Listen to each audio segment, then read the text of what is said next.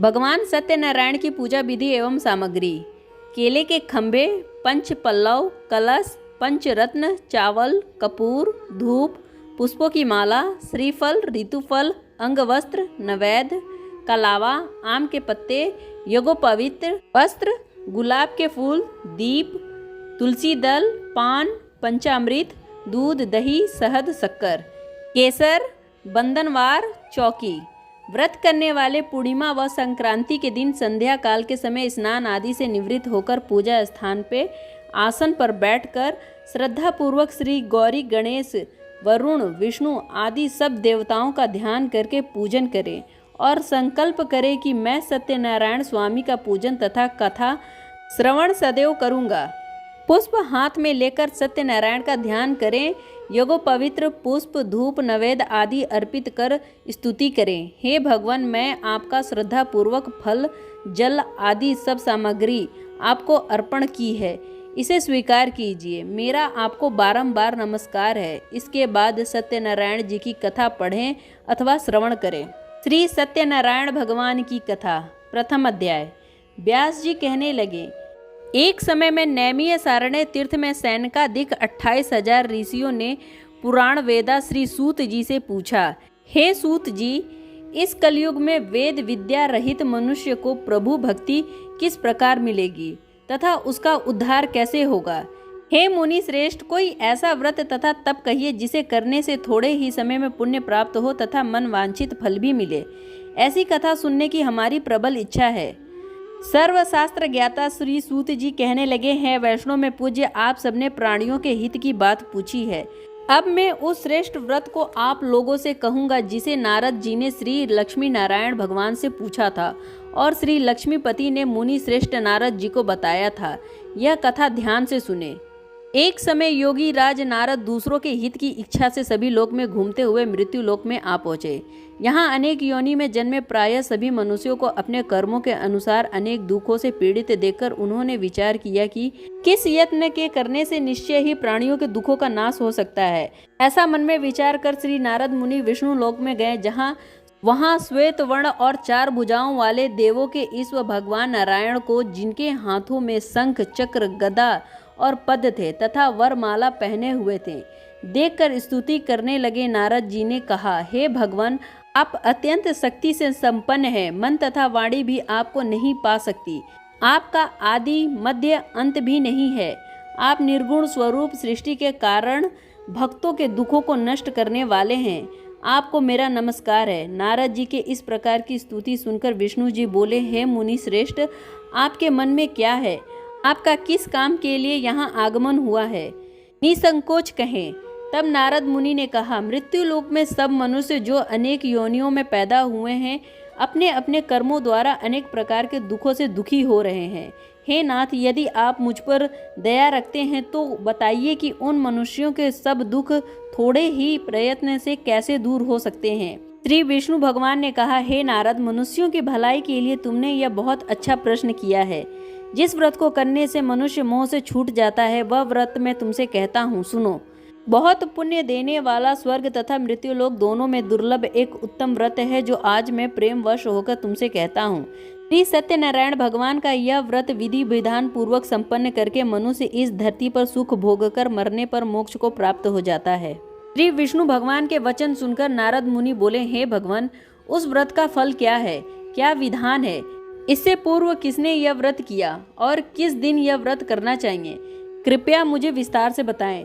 श्री विष्णु भगवान ने कहा, हे नारद, दुख शोक आदि दूर करने वाला यह व्रत सब स्थानों पर विजयी करने वाला है।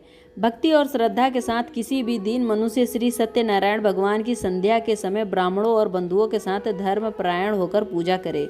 भक्ति भाव से नैवेद्य, केले का फल, शहद, घी, शक्कर अथवा गुड़, दूध और गेहूं का आटा, तवाया लेवे, अभाव में साठी का चूर्ण भी ले सकता है।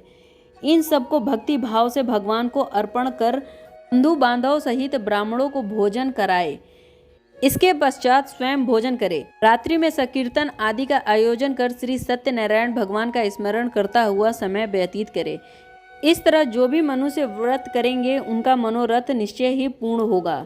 हे भक्तराज, तुमसे तो विकराल कली काल के कर्म छिपे नहीं हैं।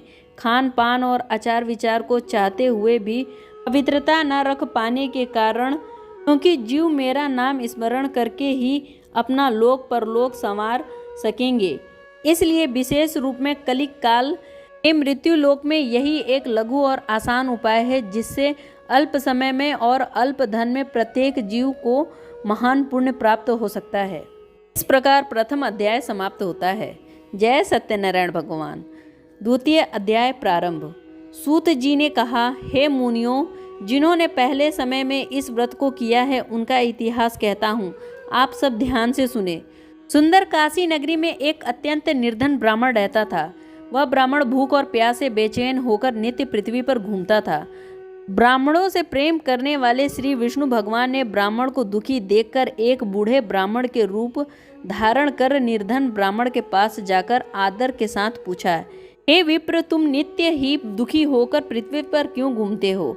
हे श्रेष्ठ ब्राह्मण, यह सब मुझसे कहो, मैं सुनना चाहता हूँ। दरिद्र ब्राह्मण ने कहा, मैं निर्धन ब्राह्मण हूँ, भिक्षा के लिए पृथ्वी पर फिरता हूँ। हे भगवान, यदि आप इसे छुटकारा पाने का कोई उपाय जानते हो तो कृपया करके मुझे बताएं, मैं आपकी शरण में हूँ।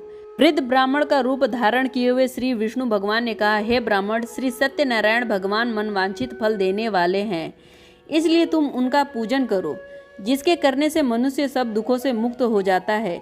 इसी के साथ दरिद्र ब्राह्मण को व्रत का सारा विधान बतलाकर बूढ़े ब्राह्मण का रूप धारण करने वाले श्री सत्यनारायण भगवान अंतर ध्यान हो गए। जिस व्रत को वृद्ध ब्राह्मण ने बतलाया है, मैं उसको अवश्य करूंगा, यह निश्चय कर वह दरिद्र ब्राह्मण घर चला गया। परंतु उस रात्रि उस दरिद्र ब्राह्मण को नींद नहीं आई। अगले दिन वह जल्दी उठा और श्री सत्यनारायण भगवान का व्रत करने का निश्चय कर भिक्षा मांगने के लिए चल दिया। उस दिन उसको भिक्षा में बहुत सा धन मिला, जिससे उसने पूजा का सब सामान खरीदा और घर आकर अपने बंधु बांधवों के साथ भगवान श्री सत्यनारायण का व्रत किया। इसके करने से वह दरिद्र ब्राह्मण सब दुखों से छूटकर अनेक प्रकार की संपत्तियों से युक्त हो गया। उस समय से वह विप्र हर माह व्रत करने लगा। सत्यनारायण भगवान के व्रत को जो शास्त्र विधि के अनुसार श्रद्धा पूर्वक करेगा, वह सब पापों से छूटकर मोक्ष को प्राप्त होगा। आगे जो मनुष्य पृथ्वी पर सत्यनारायण भगवान का व्रत करेगा, वह सब दुखों से छूट जाएगा। इस तरह नारद जी ने सत्यनारायण भगवान का कहा हुआ यह व्रत मैंने तुमसे कहा। हे विप्रो, अब आप और क्या सुनना चाहते हैं, मुझे बतलाएं। ऋषियों ने कहा, हे मुनिवर, संसार में इस विप्र को से सुनकर किस किस ने इस व्रत को किया, हम सब सुनना चाहते हैं। इसके लिए हमारे मन में श्रद्धा है। श्री सूत जी कहने लगे, हे मुनियों, जिस जिस प्राणियों ने इस व्रत को किया है उन सब की कथा सुनो। एक समय वह ब्राह्मण धन और ऐश्वर्य के अनुसार बंधु बांधव के साथ अपने घर पर व्रत कर रहा था। उसी वक्त एक लकड़ी बेचने वाला बूढ़ा व्यक्ति वहां आया। उसने सिर पर रखा हुआ लकड़ियों का गट्ठरा बाहर रख दिया और विप्र के मकान में चला गया। प्यास से दुखी लकड़हारे ने विप्र को व्रत करते हुए देखा। वह प्यास को भूल गया। उसने विप्र को नमस्कार किया और पूछा, हे विप्र, आप यह किसकी पूजा कर रहे हैं? इस व्रत को करने से क्या फल मिलता है, कृपया करके मुझे बताएं। ब्राह्मण ने कहा, सब मनोकामनाओं को पूरा करने वाला यह श्री सत्यनारायण भगवान का व्रत है। इनकी कृपा से ही मेरे यहाँ धन धान्य आदि की वृद्धि हुई है। विप्र से इस व्रत के बारे में जानकर वह लकड़हारा बहुत प्रसन्न हुआ। भगवान का चरणामृत लिया और भोजन करने के बाद वह अपने घर को चला गया। अगले दिन लकड़हारे ने अपने मन में संकल्प किया कि आज गांव में लकड़ी बेचने से जो धन मिलेगा उसी से भगवान सत्यनारायण का उत्तम व्रत करूंगा। यह मन में विचार करके वह लकड़हारा लकड़ियों का गट्ठर अपने सिर पर रखकर जिस नगर में धनवान लोग रहते थे ऐसे सुंदर नगर में गया। उस दिन उसे उन लकड़ियों का दाम पहले के दिनों से 4 गुना मिला। तब वह बूढ़ा लकड़हारा अति प्रसन्न होकर पके केले, शक्कर, शहद, घी, दूध, दही और गेहूं का चूर्ण इत्यादि श्री सत्यनारायण भगवान के व्रत की सभी सामग्री लेकर अपने घर गया। फिर उसने अपने बंधु बांधवों को बुलाकर विधि विधान के साथ भगवान का पूजन और व्रत किया। उस व्रत के प्रभाव से वह बूढ़ा लकड़हारा धन, पुत्र आदि से युक्त हुआ और संसार के समस्त सुख भोग कर वैकुंठ को चला गया। इस प्रकार द्वितीय अध्याय समाप्त होता है। बोलिए सत्यनारायण भगवान की जय। तृतीय अध्याय आरंभ। श्री सूत जी कहने लगे, हे मुनियों, अब आगे की कथा कहता हूँ। पूर्व काल में उल्का मुनि नाम का एक महान बुद्धिमान राजा था। वह सत्यवक्ता और जितेंद्र था। प्रतिदिन देव स्थान पर जाता और गरीबों को धन देकर उनके कष्ट दूर करता था। उसकी पत्नी कमल के समान मुख वाली और सती साध्वी थी। भद्रशिला नदी के तट पर उन दोनों ने श्री सत्यनारायण भगवान का व्रत किया। उस समय वहां साधु नामक एक वैश्य आया। उसके पास व्यापार के लिए बहुत सा धन था। वह वैश्य नाव को किनारे ठहराकर राजा के पास आया। राजा को व्रत करते हुए देखकर उसने विनय के साथ पूछा, हे राजन, भक्ति युक्त चित्त से यह आप क्या कर रहे हैं? मेरी सुनने की इच्छा है। कृपया कर आप यह मुझे भी बताइए।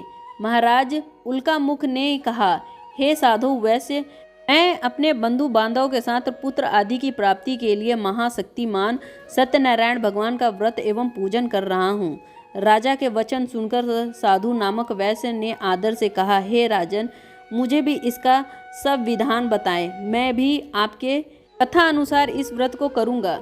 मेरी भी कोई संतान नहीं है। मुझे विश्वास है इसे निश्चय ही मेरी संतान होगी। राजा से सब विधान सुना, व्यापार से निवृत्त हो वह वैसे आनंद के साथ अपने घर आया। वैसे ने अपनी पत्नी से संतान देने वाले उस व्रत का समाचार सुनाया और प्रण किया कि जब मेरे संतान होगी तब मैं इस व्रत को जरूर करूँगा। साधु ने यह वचन अपनी पत्नी लीलावती से भी कहे।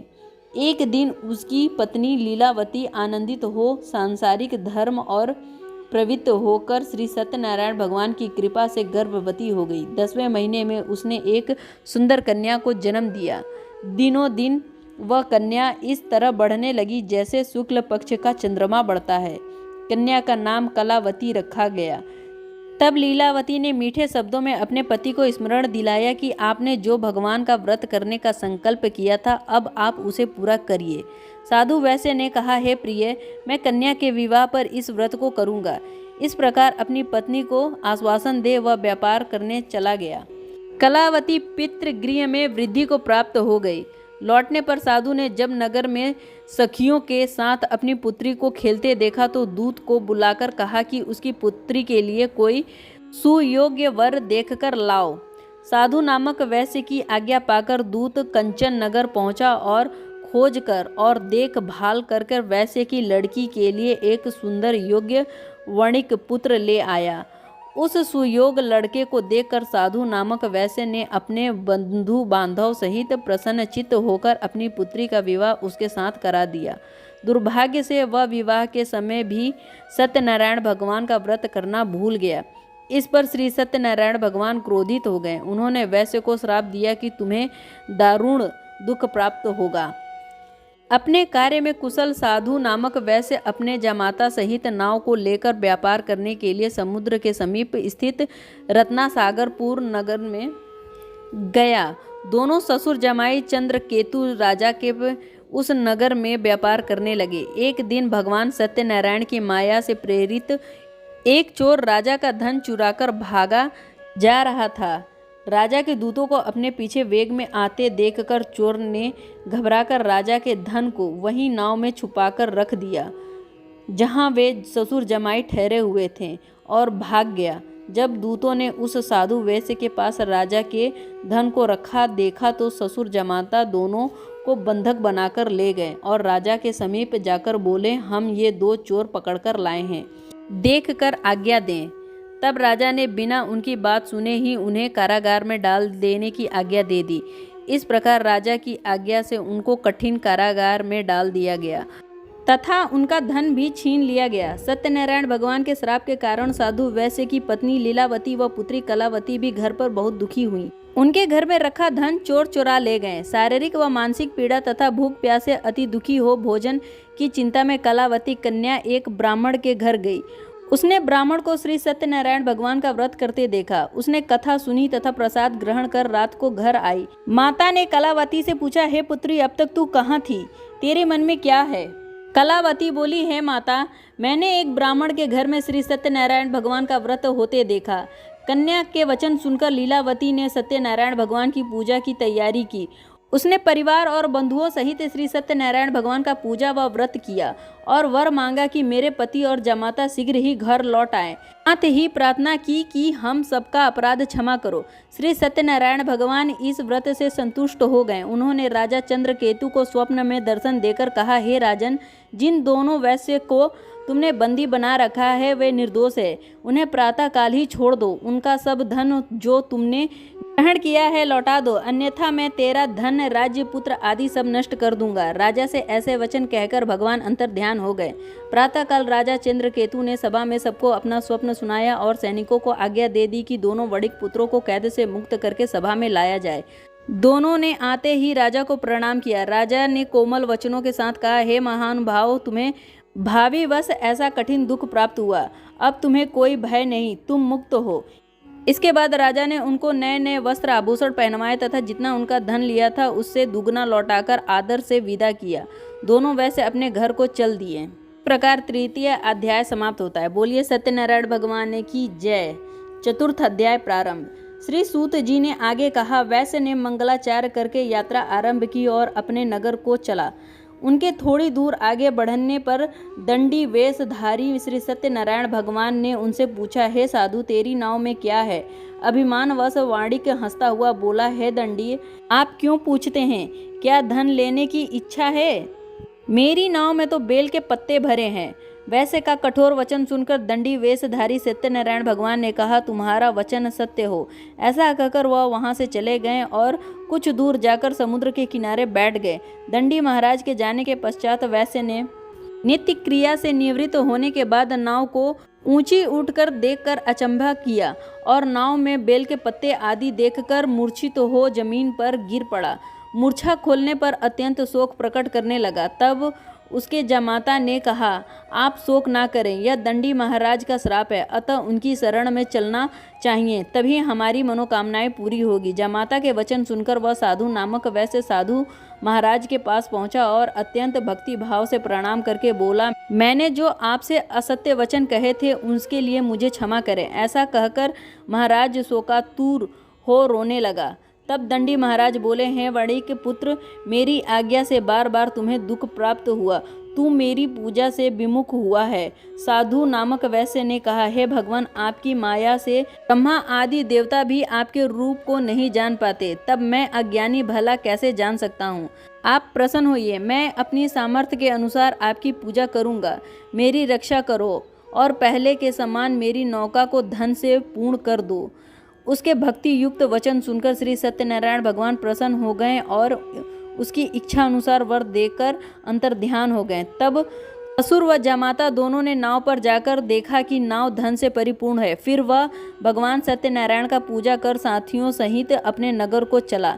जब वह अपने नगर के निकट पहुंचा तब उसने एक दूत को अपने घर भेजा।